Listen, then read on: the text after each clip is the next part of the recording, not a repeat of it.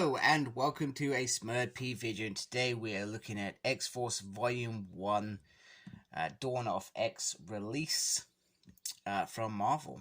And here's the cover with Wolverine, Quentin, Jean Grey, and Beast. No Sage on that front cover, but they form this intelligence team as it is.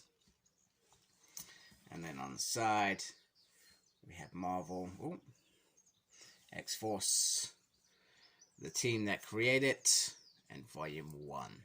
Now, so I don't knock my camera.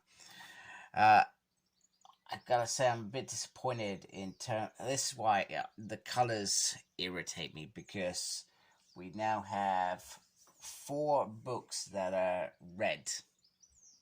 And whereas they could have just unified it from the beginning, but they have not, which is a tad bit disappointing. So let me just take this cover off. There we go. And underneath the cover you got the creators here. So Benjamin Percy is a writer, Joshua Cassara, I'm presuming he does some of the art. Oops, my camera's focused. You have Stephen Segovia. I apologize if I said that wrong. And he's also an artist.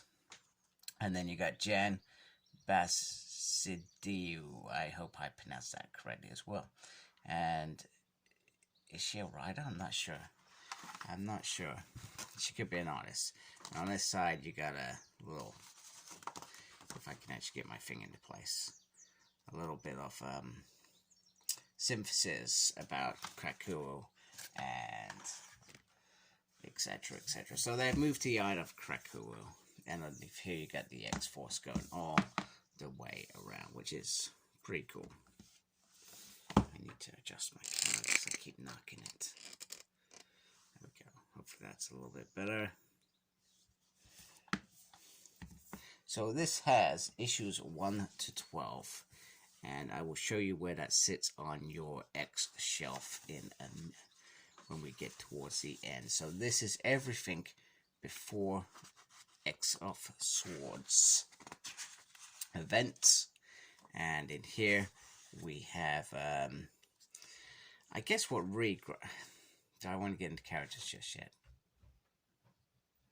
So the idea of this team is to protect, they are a security team protecting Krakow from any threats.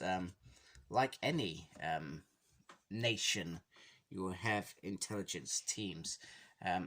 This one I find probably a little bit weird, because it's not the team that I would chosen, but Beast does probably make the most sense leading it with Sage in the background, and then you have Wolverine, Domino, and Jean Grey and Quentin that go out and solve some of these problems. Domino, at the beginning, if I remember correctly, has been kidnapped anyway, so she comes into it a bit later, and we find these characters that are taking mutant parts, etc., and making their own sort of mutants, I guess is the word. We also see the assassination of Charles Xavier at one point, quite quickly. It was out of the blue, which was quite interesting. And so let's talk about some of the characters. So you have Jean Grey, who sort of seems to be hooking up with Wolverine, and they all live together on the moon. Yeah, it's I feel like it's never been truly defined that that's what's happening, in my opinion. Personally, even though in today's day and age, people can have multiple relationships and it's fine. For me personally, I'm not a big fan of it. And from the fact that Jean the Cyclops, even they were always either married or together or something, well, she was dead for part of it as well. It always felt like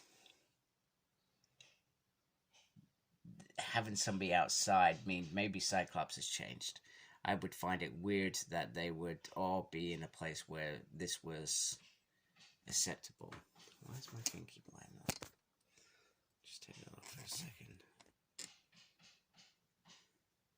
I don't know what's going on there. So I find that a little bit weird. You have Force, who provides weapons and stuff as well, but these guys, they die lots as well. Quinton's a lot of fun as always. I enjoy reading Quinton, and Domino as well. Adds in something different. You also have Black Tom as well, whose role is certainly to look after the island. Jean Grey is more of an interrogator and to get information out, etc. So that is the team. Now, Beast, Sage is the obvious one. Siphon through data, investigating, that makes sense. Beast bugs the hell out of me. I'll tell you why he bugs the hell out of me. Because when Cyclops made his X-Force team, which would go maim and kill and was about protecting the Nation X Island, he condemned it. And it's absolutely bonkers. He condemned it, and now he is this. Absolutely. And I know that all of this was meant to be around forgiveness, reunions, and making their life's work. But I just found it a bit hypocritical. But I also find it quite interesting because we've slowly seen Beast go on a decline after decline after decline. You have the whole moment where he brought the X-Men from the past into the future, disrupting timelines, etc. And you've also seen him, he was part of the Secret Avengers, if I remember correctly, as well.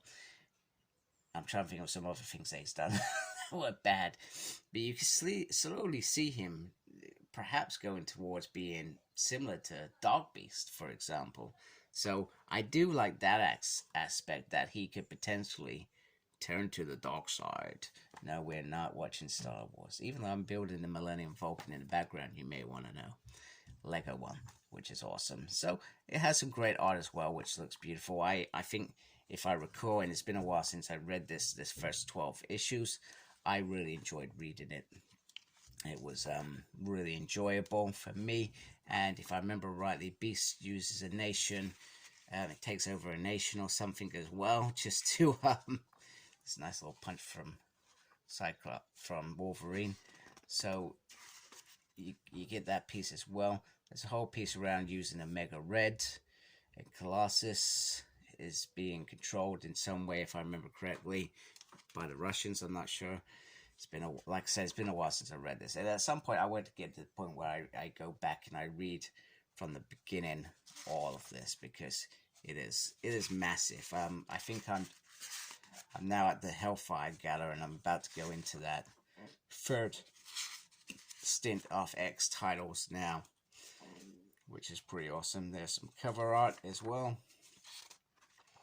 If you like cover art, with some sketches, I guess that's a bit around download being captured.